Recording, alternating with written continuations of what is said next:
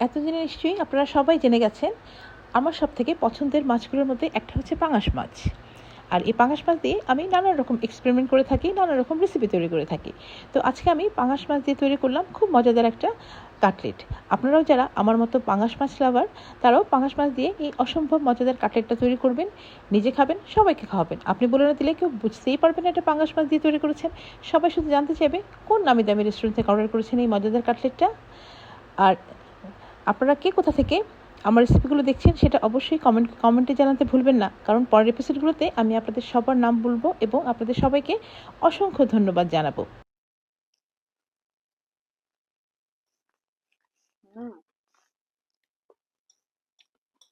খুবই খুবই মজাদার,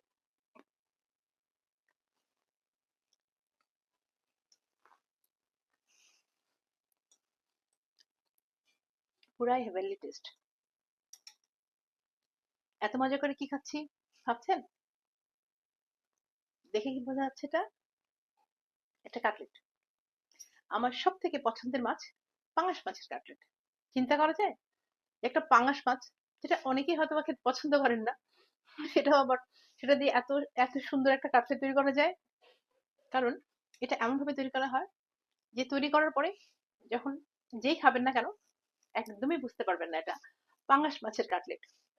চিকেন বলেন আর বিফি বলেন, সব কাটলেট এর কাছে হার মেনে যাবে, একদম গ্যারান্টি দিয়ে আমি বলতে পারি। জাস্ট এখন আমার রেসিপিটা দেখবেন, হুবহু আমার রেসিপি ফলো করে এই অসম্ভব মজাদার পাঙাশ মাছের কাটলেটটা তৈরি করবেন। তারপর অবশ্যই আমাকে কমেন্টে জানাবেন কেমন লেগেছে। আর অবশ্যই আমাকে কমেন্ট করে জানাতে ভুলবেন না আপনারা কে কোথা থেকে আমার রেসিপিগুলো দেখছেন এবং আপনাদের কাছে কেমন লাগছে।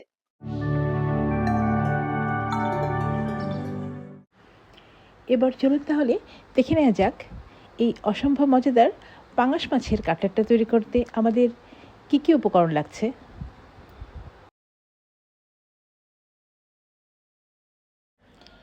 আমি পাঙাশ মাছের দুইটা পিস নিয়ে ভালো করে ধুয়ে একটা কড়াইয়ে পানি দিয়ে সিদ্ধ বসিয়ে দিলাম।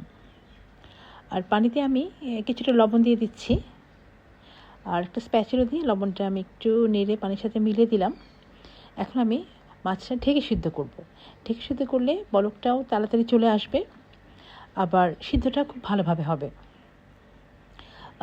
পানিতে বরফটা চলে এসছে, এখন আমি ঢাকনাটা তুলে মাছের পিস দুটোকে একটু উল্টে দিচ্ছি যেন ভালো করে সব দিকেই সুন্দর করে সিদ্ধ হয়ে যায়।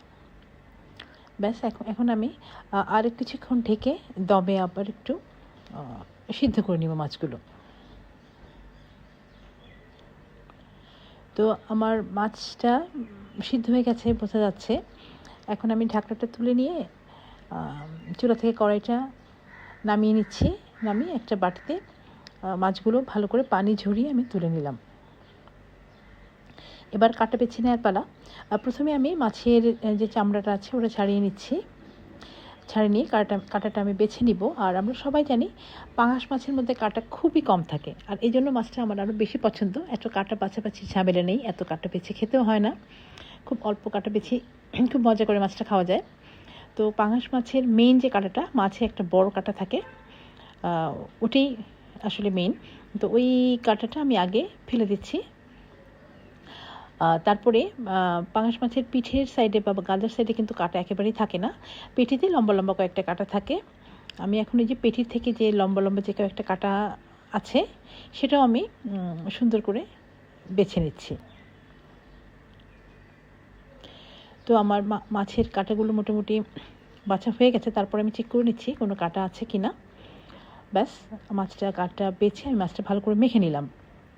এবার আমি মিহি কুচি করা পেঁয়াজ দিয়ে দিলাম, তারপরে দিয়ে দিচ্ছি কাঁচামরিচ, তারপরে ধনেপাতা ছাড়া তো মাছ আমার ভালোই লাগে না। ধনেপাতা ফ্লেভারটা মাছটাকে অনেক বেশি টেস্টি করে, এই জন্য আমি ধনেপাতা মাছে সবসময় দিই।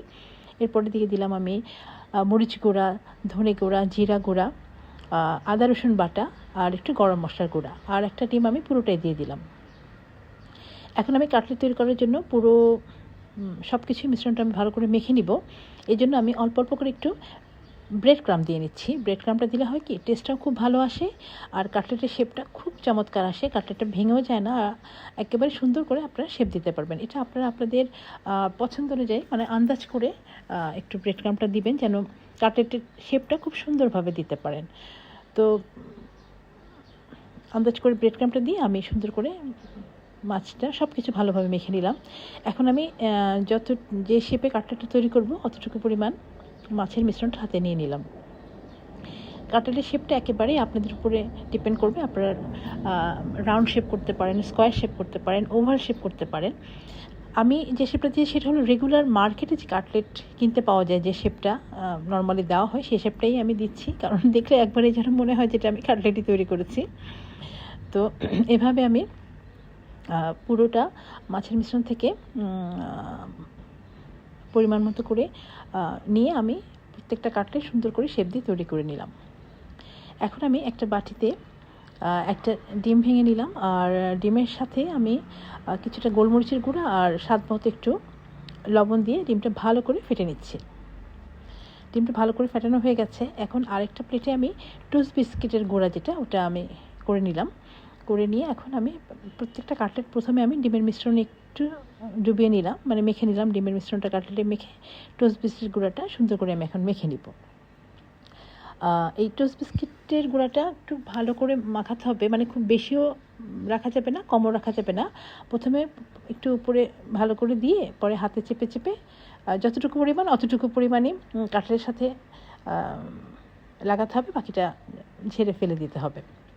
এখন আমার প্রত্যেকটা কাটলেটই ডিম আর টোস্ট বিস্কিটের গুঁড়া মাখানো হয়ে গেছে। এখন আমি একটা ফ্রাই প্যান চুলায় বসিয়ে তার মধ্যে তেল দিয়ে দিলাম। এটা আমি শ্যালো ফ্রাই করব, ডিপ ফ্রাই করার দরকার নেই। তেলটা যখন কিছুটা গরম হয়ে যাবে তখন কাটলেটগুলো খুব সাবধানে দিয়ে দিতে হবে যেন ভেঙে না যায়।